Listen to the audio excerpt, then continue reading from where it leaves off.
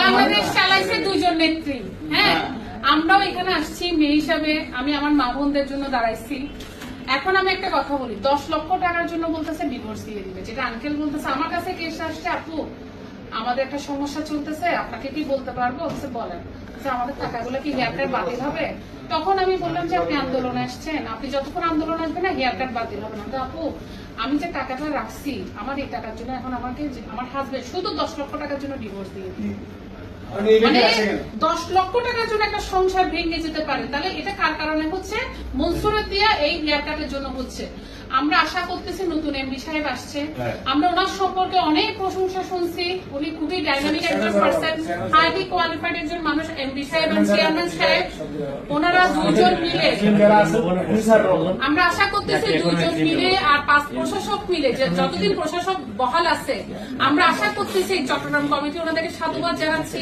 আমরা আশা করতেছি ওনাদের দক্ষতার মাধ্যমে যে তারল্য সংকট চলতেছে এটা চলে যাবে। বাট আমরা তো সাধারণ আমানত করি, আমরা তো বুঝি যে কিভাবে যাবে। প্রথমত হলো যেটা আমাদের জাহাঙ্গীর আঙ্কেল আমাদের সভাপতি সাহেব বলছে যে হেয়ার কাটটা বাতিলের প্রজ্ঞাপন লাগবে।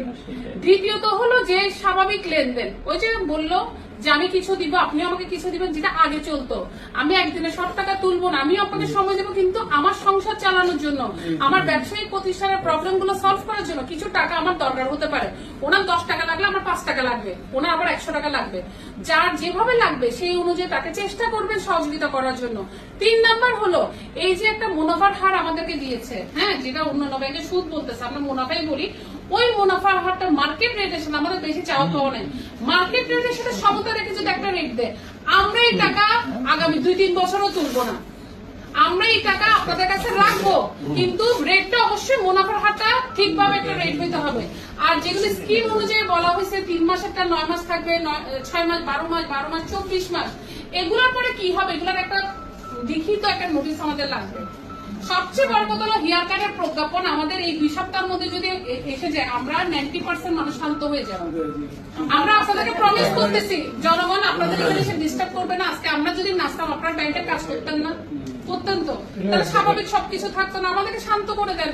আমরা তো কোনো আন্দোলন চাচ্ছি না, আমরা সমাধান চাচ্ছি। সমাধান একটাই, হেয়ার কাট বাতিলের প্রজ্ঞাপন আর লেনদেন স্বাভাবিক, আর মুনাফার রেটটা ঠিক করেন। এই মুনাফার রেট কি নতুন মানুষ আনতে পারবে? এই মুনাফার রেটে কি নতুন মানুষ আসবে? একটা রাস্তার বাচ্চাও তো আসবে না। এই মুনাফার রেটের কথা যখন দেখবে, রাস্তার বাচ্চা আসবে, এখন বড় বড় সব ব্যবসায়ীরা কিভাবে আসবে? দেখছি আমি, আমার কাছে খুব ভালো লেগেছে মুনাফার কথা বলেছেন। মুনাফার আমরা বাসায় চলে